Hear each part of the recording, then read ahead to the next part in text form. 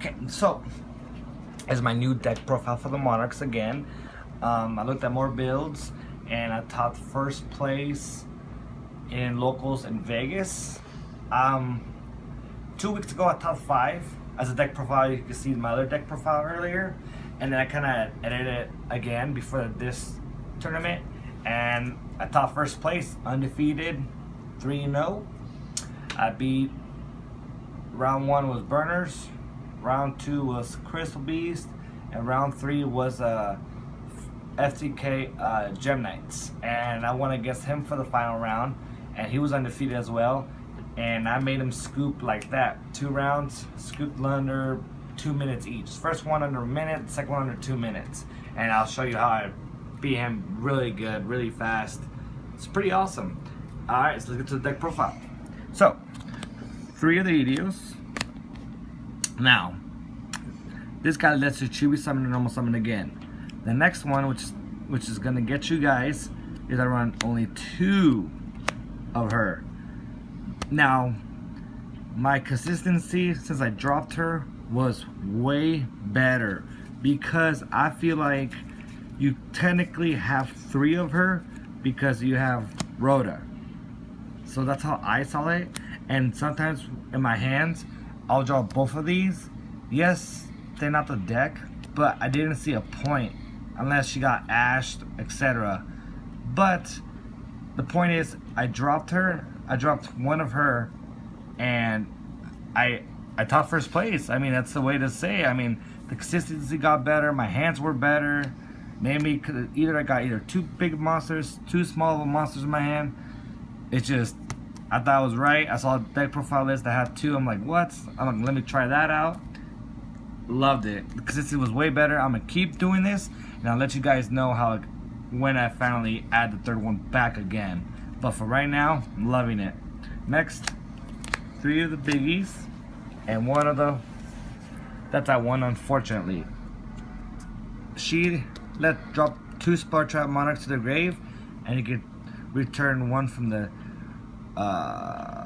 field, grave, or hand, which I love to do the field first, and ditch to the deck. Now this guy lets you special summon by dropping 2 Spell Trap different names and Crass. I went against my brother, and he told me to add this guy back because it goes so good with him. I already knew that, so I decided to add him back, and he's staying. As long as he's at 1, he's gonna stay, because you can pop your own cards to draw.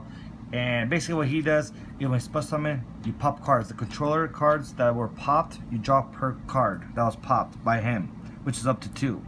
So usually I'll pop my cards 2, and I draw 2. It's pretty awesome. And then I'll draw into a Pantheism or a Lure of Darkness. It's even better. Okay, so these are my pops, and Kai is the Monarch.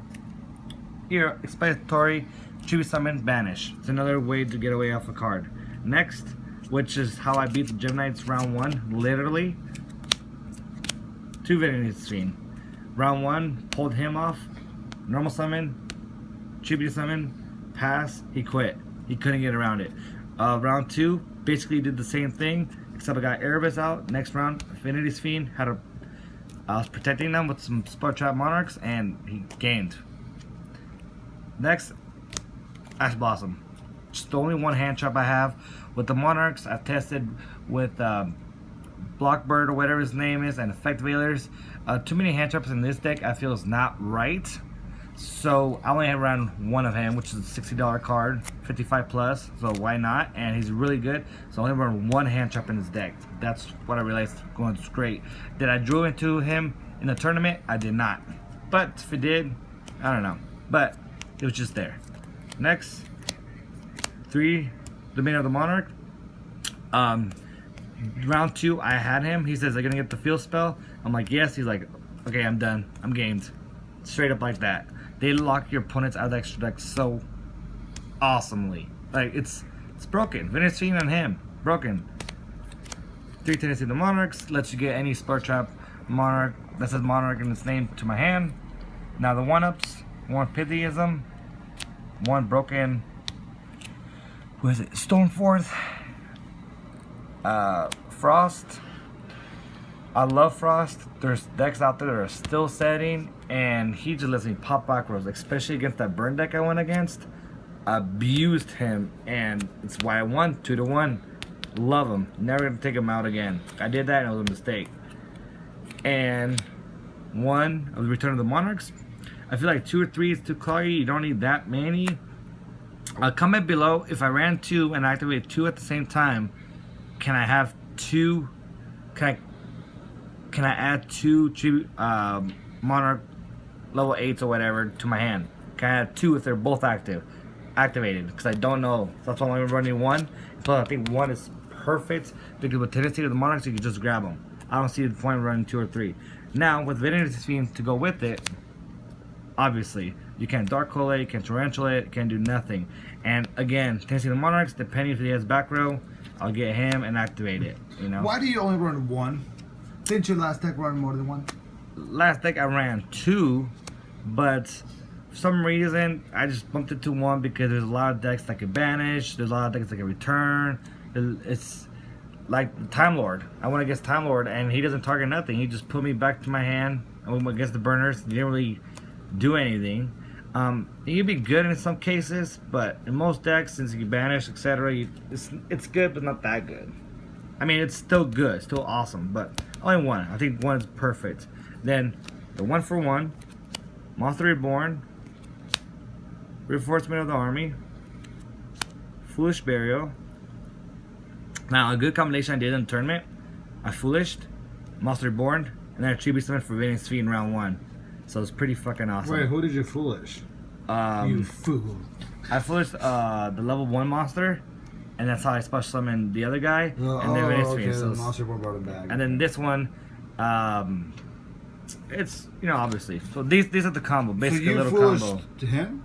Yep. And then Monster Reborn, special defense, special the other guy out, and then Tribute Summon for Vanity's Fiend. Okay. Yeah, so that's a little combo I realized I could do. Or 1-for-1. 2, 1-for-1. You ditch them, special summon them back, and then Tribute Summon again. So I realized this card's really good. Well, it's really good in other decks and everything, but in Monarchs I didn't feel like it was good, and then I was like, you know what, fuck it. So I did it for the tournament and it did really good. To destroy a Dark Hole and a Regeki. Mainly because there's a lot of decks out there, especially the burners, that can be destroyed by card effects, etc., etc. And just in case for all those other cards that says, can I be targeted, and if you go against it, against the attack, etc. I'm like, okay, Regeki or Dark Hole, just the problem cards, do it. I mean, I just do it, and it's really good. 1-ups. Especially for board load, bro. Board load. Yep. And draw power. Upstart and 2 Allure Darknesses. Love it. You run Darks in here. You run those 3 level 2s. You run Vanity's Fiend. You run Erebus.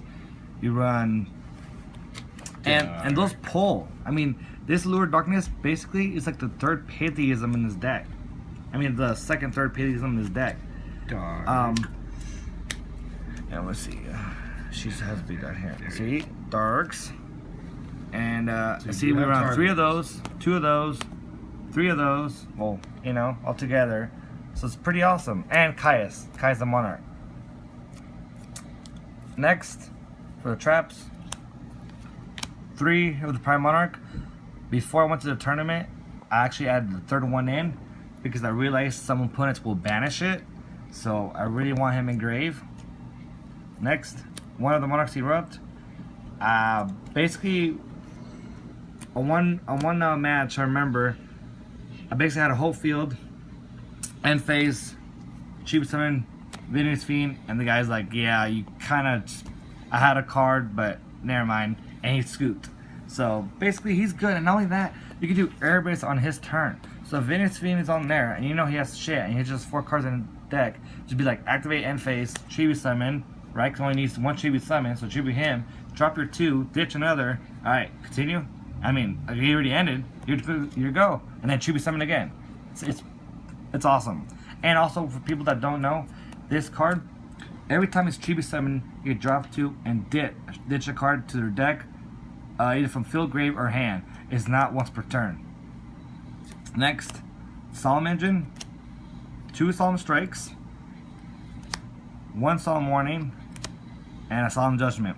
I have no idea why people are not running Solemn Warning anymore or Solemn Judgment anymore, but they're running this, which does not make sense, especially during late game and you have a good back row and he pulls, and just in case they don't wipe your board for game or etc., this is the card you want. I mean, especially when you have 2,000 life points, only 1,000 to activate it. Solemn Warning, I mean, I don't get why people are not running it, and some strikes. So this is my number one first place locals. I really didn't expect it. I knew I was going to top, but I didn't know I was going to be going undefeated. So it's pretty awesome. And out of that, I got 3 packs, and I pulled him out. So it's pretty awesome. This would be for my gadgets. She's almost done with the leak monsters for my gadgets. So thank you for watching. Like, subscribe, and comment what you guys think about the deck. Thank you.